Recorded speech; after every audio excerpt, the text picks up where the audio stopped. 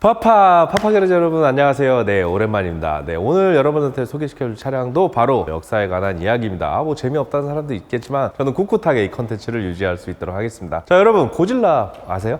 그 막 일본 괴물 알죠? 막 공룡인데 막 불 뿜고 막 이렇게 막 힘해가지고 막 다 막 부시고 다니는 고질라. 이 차량은 고질라라는 별명을 가지고 있어요. 근데 사실 제가 생각해봤을 때 일본 애들이 뭐 하나 만들어 놓으면 신격화 시키고 막 이런 게 굉장히 많은 것 같아요. 고질라도 그냥 힘만 세고 이 차랑 저는 안 어울려요. 제가 만약에 이 차가 일본 차가 아니었다면 아마 이 차의 별명을 고질라가 아닌 어벤져스에 나오는 헐크로 이렇게 했을 겁니다. 자, 오늘 여러분한테 소개해줄 차량 바로 뭐냐? GTR. 예, GTR입니다.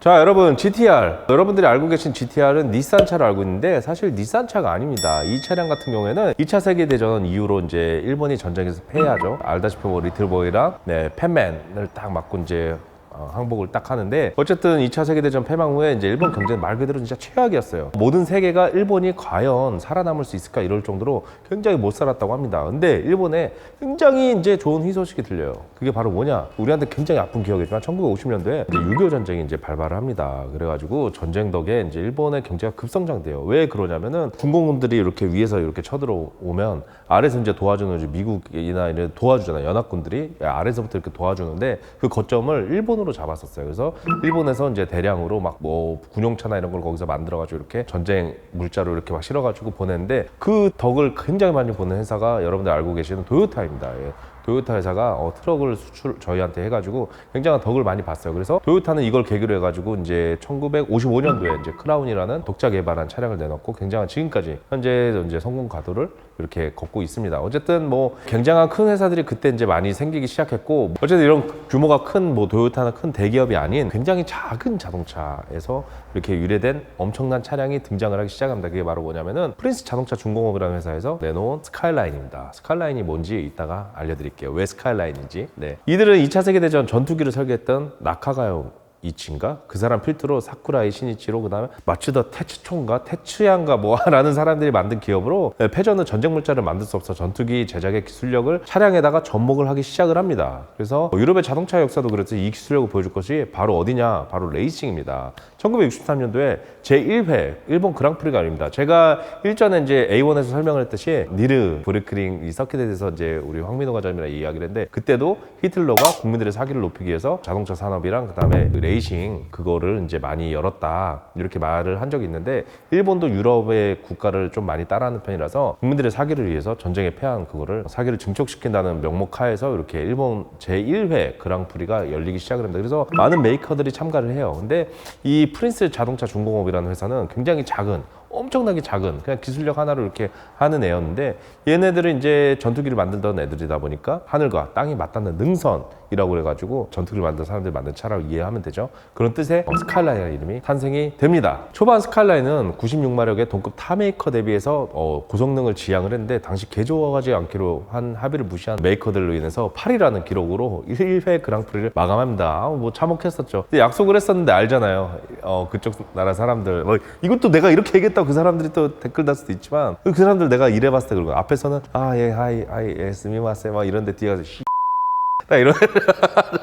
자, 어쨌든 자존심 상한 프린스 중공업의 그 기술팀들은 기술적인 보강을 엄청 많이 해요. 그래서 막 이래저래 막 해가지고 이제 제2회 그랑프리를 준비를 합니다. 근데 여기에서 또 뭐가 생기냐? 바로 기술적인 보강을 하려는 차량의 외국 자동차 수입 자유를 대항하기 위해서 일본 정부에서 자국 메이커들을 합병 추진을 합니다. 그 문제를 해서 당연히 이제 프린스 중공업에서는 대기업에 이제 흡수되는 당연한 상황이 될 수밖에 없었어요. 왜냐면 규모가 워낙 작기 때문에. 1964년 제2회 그랑프리에서 150마력 스카이라인 GT를 참전을 해요. 그리고 그때부터 스카이라인에서 최대의 적수가 나타납니다. 그것이 바로 뭐냐? 여러분 뭘 것 같아요? 지금도 이 차량, 지금 현재까지 나온 GTR이 항상 이 차를 대항하고 있어요. 바로 뭐냐? 포르쉐입니다. 포르쉐. 네, 당시 생김새 때부터 남달랐던 포르쉐가 제2 그랑프리에 등장을 해요. 그 당시에 이제 포르쉐가 코드네임이 903가 그랬었는데, 그 개인이 직수해서 이제 참가를 했었어요. 근데 그게 그냥 생긴 것만 남달랐냐? 그게 아니라 성능에서도 다른 차들과 다르게 그냥 진짜 독점을 하게 돼요. 완전 완전 임팩트. 일본 그 메이커들에서 큰 충격을 합니다. 그래서 막 도요타, 닛산 대기업체 차들이 이기는 것은 성공을 했는데 이 스카이라인이 폴스에서는 큰 참패를 했어요. 그래서 얘네들은 이제 막 자책한다 그럴까 막 엄청 막 저게 도대체 뭐지 하면서 이 머리에 충격을 받는다고 합니다. 그래서 아무튼 폭격 맞은 듯한 처참한 프린스 팀은 닛산과 합병이 확정이 돼요. 그래서 엄청나게 이제 끝났다 이런 생각을 합니다. 위기에 몰린 프린스 팀. 위기는 기회라고 여러분들 알고 계시죠? 합병이 돼도 닛산 집에 분명히 환영도 못 받을 거고 걔네가 기술이 아무리 있어도 내가 뭔가 잘나야 그 회사에서는 우리를 인정해 줄 거 아니에요. 그래가지고 얘네들이 마지막 3회 그랑프리 때는 타도 폴세를 외치자 이러면서 만듭니다. 그리고 1966년도에 제3회 일본 그랑프리가 열리게 되고 그 당시에는 이제 미국의 이제 강자들이랑 유럽의 강자들이 다 참가를 해요. 뭐 제규어나 막 이런 미국의 포드 이런 애들이 다 참가를 합니다. 그래서 폴세가 또 여기서 또 참가를 해요. 그리고 나서 그 폴세 사이에서 포르쉐를 닮은 한 자동차가 빨간 색깔 막 칠해가지고 이렇게 딱 등장을 하는데 그것이 바로 뭐냐? R380이라는 차량입니다. 그 당시에 이제 225마력에다가 알루미늄 바디에다가 공기역학적인 설계해가지고 기존 스카이라인의 그 각지고 우람한 그 고질라 같은 모습은 정말 하나도 안 쓰고 그냥 진짜 말 그대로 이거 포르쉐 아니야? 이런 느낌 정도로 해서 이 느낌이 완전히 다른 차가 등장을 합니다. 그리고 포르쉐도 더 업그레이드해서 출전을 합니다. 그게 바로 뭐냐 여러분? 전설의 차 포르쉐 906입니다. 906이 출전을 합니다. 그래서 초반 선두는 R380이 막 기선 제압을 해요. 막 그런데 이제 24바퀴째 직선주로 해서 폴세한테 추월을 당합니다. 근데 이제 프린스 팀에서는 2회 때도 그렇고 이제 자세히 보다 보니까 꼼수가 생기기 시작해요. 이게 바로 뭐였냐? 피팅이 날 때 그 연료 규브 과정 있잖아요. 연료 규브 과정이 그 당시에는 막 이렇게 해서 주유기처럼 넣었나 봐. 근데 이거를 얘네들이 높은 데서 거꾸로 매달아가지고 빠르게 고속 구부를 해가지고 한 35초 정도의 차이를 이렇게 폴세랑 격차를 벌이기 시작을 한 거예요. 그래서 그 35초는 뭐 알다시피 레이싱에서 1, 2초도 엄청 어려운데 35초 차이면 굉장히 많은 갭이 생기는 거잖아요. 그래서 폴세도 당황을 해요. 당황을 해서 이거를 이제 막 복을 하려고 이제 막 오버페이스를 막 하는데 그러면서 얘네가 가드레일을 들이받습니다. 그래서 R380의 독주가 시작되고 다른 기업들, 대기업들 차량을 무려 3바퀴나 따라잡는 독주 퍼포먼스를 보여주면서 우승을 합니다. 네. 그래서 이제 뭐 폴세를 이겼다. 뭐 이는 지금까지 뭐 GTR들의 폴세를 라이벌 잡는지 대한 역사라고 보시면 될 것 같습니다. 자, 그랑프리 3개월이 지나고 나서 닛산이랑 프린스 자동차 중공업 합병을 돼요. 근데 뭐 그랑프리 우승도 했었고 기술력도 꽤 있으니까 인정을 엄청 받아요. 그래서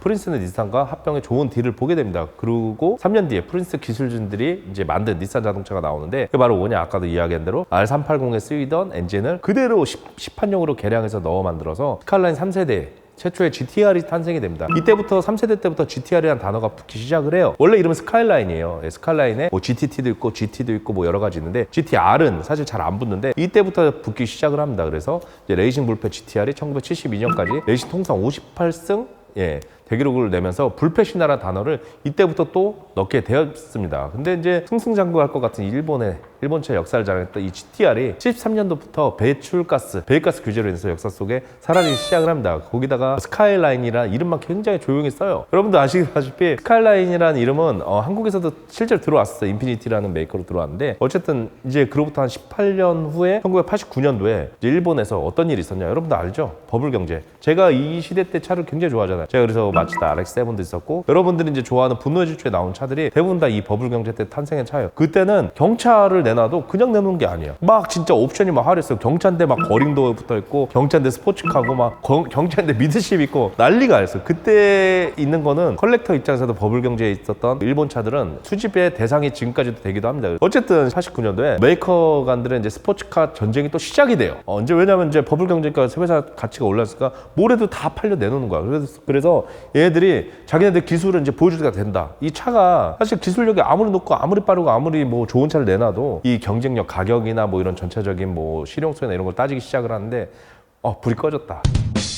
따지기 시작을 하는데 그게 이제 실용성이 없거나 대중적이지 않으면 차가 안 나가는데 이때는 뭐래도 나가니까 이때 모든 메이커들이 다 자기네들 기술을 보여주기 시작을 한 거예요. 그래서 여러분들 알다시피 뭐 닛산에서 스카이라인이 다시 부활을 했었고 그다음에 스프라나 이런 것도 다 했었고 뭐 로터 엔진 말도 안 되는 그런 성능을 가진 차들이 이때 다 나왔었습니다. 그리고 이제 여러분들이 이제 아시게끔 이때 이제 닛산 GTR이 어떻게 나왔냐? 이때부터 사륜구동 시스템이 돼요. 닛산 GTR 하면 뭐가 탑재되어 있다? 아테사 사륜구동 시스템이 탑재가 되어 있어요. 그리고 커진 차체랑 무게가 엄청나기 때문에 그때부터 고질라라는 타이틀이 붙게 됩니다. 그리고 그 당시부터 일본 차는 니르에 서킷에 가가지고 이제 서킷 어택 해가지고 그래서 처음에 나왔던 기록이 8분 22초인가 그랬을 거예요. R32가 가져왔던 기록. 그리고 이게 이제 번외적이지만 제가 간혹가다 이제 애니메이션 이야기를 했잖아요. 명탐정 코난 알아요? 거기에서 이제 나온 흑백 경찰차가 있는데 그것도 R3이에요. 네. 그리고 좀 더 보강을 해가지고 뒤로 이제 R33이라는 후속 모델이 나오는데 뭐 알죠? 이니셜 D에 나오는 애 있잖아요. 그 죽을 때까지 GTR이다. 난 그 캐릭터 대사 아직도 기억해. 사람들이 이제 돈이 생기면 벤츠니 페라니 한단 말이야. 나는 죽을 때까지 GTR다 이건데 와타시야 시노아이 GTR이라. 어쨌든 자 그렇게 해가지고 걔가 그 R33을 팔고 다시 R31을 타고 이니셜 D에서도 실제로 표현을 합니다. 자 그리고 이제 98년 이후에 동그란 R33에서 각지고 제가 가장 좋아하고 여러분들도 제일 좋아할 거예요. GTR 시리즈 중에 뭐가 제일 좋으세요?로 물어봤을 때 이게 이제 급상승했었죠. 이유가 이제 뭐 분노질주에서도 폴워커가 2탄에서 막 이거 타고 질주하. 실제로 뭐 거기에 나왔던 차는 GTR은 아니에요.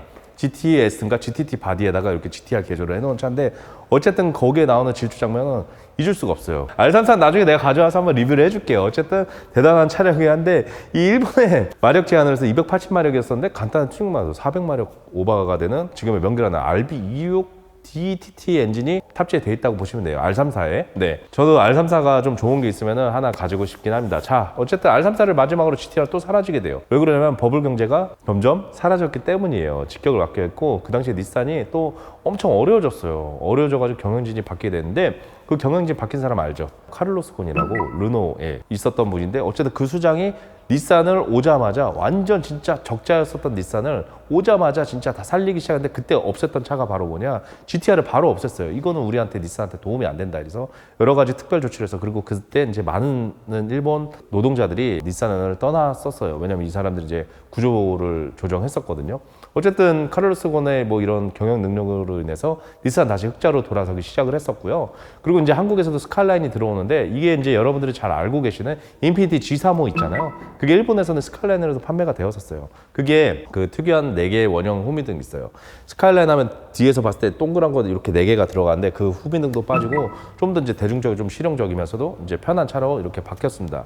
그러다가 이제 닛산은 흑자로 돌아섰고 조용히 시간 흘렸어요. 그러면서 점점 GTR을 잊혀져 갔습니다. 그렇게 우리가 GTR을 잊혀가고 있을 때쯤에 카를로스 곤이 잠자고 있던 GTR 팀을 깨웁니다. 그러면서 2007년 닛산의 기술력은 아직도 최고라는 거 보여주기 위해서 선물을 공개를 합니다. 그것이 바로 뭐냐? 네, 여러분들이 말하는 지금 현재 있는 GTR. 지금도 올해는 됐죠. 이제 8년 차인가 10년 차인가 그런데 지금도 여러분들이 말하는 R35입니다. 바로 여러분. 바로 이 차가 그때 도쿄 모터쇼에 여러분한테 선물을 주겠다 하면서 이렇게 R35를 딱 공개했을 때 대박이었어요. 그러면서 이제 그때 이제 플레이스테이션에 나왔던 그란투리스모 게임에도 등장을 했었고 거기 이제 랩타임이나 아까 니르에 나온 기록도 7분 20 몇 초인가 그때로 이렇게 했었었는데 어쨌든 R35는 포르쉐처럼 뛰어난 성능 그 다음에 편안하고 실용적인 그리고면서도 이제 그 굉장히 이제 민첩성도 뛰어난 어쨌든 그런 일본식 스포츠카로 보시면 돼요. 그래서 이 차가 왜 그렇게 모티브를 뒀는지에 대한 역사는 아까도 이야기한 대로 폴스의 영향을 많이 받았었고요. 이 차량 같은 경우는 아까도 이야기한 대로 그 고질라보다는 어벤져스의 헐크라는 표현이 더 맞을 정도로 민첩한 분도 있습니다. 그리고 사람들이 잘 모르지만 이 R35 GTR에도 등급이 되게 있어요. 이 상태로 뭐 니를 바로 가면은 뭐 그 초를 찍는 게 아니라 여기서도 버전이 있어요. 폴스에도 보면은 그냥 GT, GTS, 뭐 GT3, GT2 이런 식 버전이 있듯이 얘도 마찬가지로 버전이 있습니다. 그래서 걔랑 똑같이 하려고 그러면은 여기 이제 이 GTR 니스모에다가 뒤에다가 이제 또 N어택 패키지라고 해서 한 1억 정도 되는 패키지가 있어요. 그걸 또 갖다 붙여야 그 성능을 낼 수가 있습니다. 그렇기 때문에 노멀 가지고 이렇게 랩타임을 잰다는 건 그냥 폴세로도 따지면 그냥 까레라 정도로 이렇게 서킷을 탄다고 보시면 돼요. 얘가 GT3로 되려면은 니스모를 타야 되고 이게 좀 놀라운 게 사륜구동에 무식한 엔진에 힘 이거 다 좋은데 이 공기 역학적 설계도 굉장히 잘 돼 있어요. 이거 사람들 잘 몰라요. 제가 이걸 어떻게 하냐면 한국의 GTR 팀이라는 게 생겼을 때 거기에 있는 팀장님이랑 저랑 엄청 친분이 있거든요. 네, 그분이 이제 지금은 그만두셨지만 그분이랑 굉장히 GTR에 대한 많은 이야기를 했었고 굉장히 저도 모르는 이야기를 많이 들었습니다. 이제 대표적인 예 한 가지 소스를 드리자면 얘가 왜 무겁게 만들었고 왜 무게 배분을 그렇게 했고 얘가 왜 그 초반부터 트랙션을 유지하는지 이런 재미난 이야기가 있으니까 그거는 제가 다음 편에 이 차를 소개하면서 할 수 있도록 하겠습니다. 여러분 GTR에 대한 짧은 역사 제가 좀 소개를 시켜드렸는데 혹시라도 제가 좀 잘못된 점이나 미흡한 점 아니면 좀 아까 전쟁 얘기나 이제 역사 할 때 좀 기분 나쁘신 게 있으시면은 댓글로 이렇게 적어주시면 제가 사죄하겠습니다. 자동차 역사에서는 전쟁이나 한국사나 이런 거에서도 비례하기 때문에 여러분들이 그거에 대해서는 편견을 안 가졌으면 좋겠고, 앞으로 파파게러지에서도 이런 역사나 이런 자동차에 숨겨진 이야기들을 많은 정보를 제가 취합해가지고 알릴 수 있는 계기가 될 수 있도록 하겠습니다. 여러분 항상 시청해주셔서 감사드리고요. 앞으로도 파파게러지 많은 사랑 부탁드리겠습니다. 감사합니다. 파파.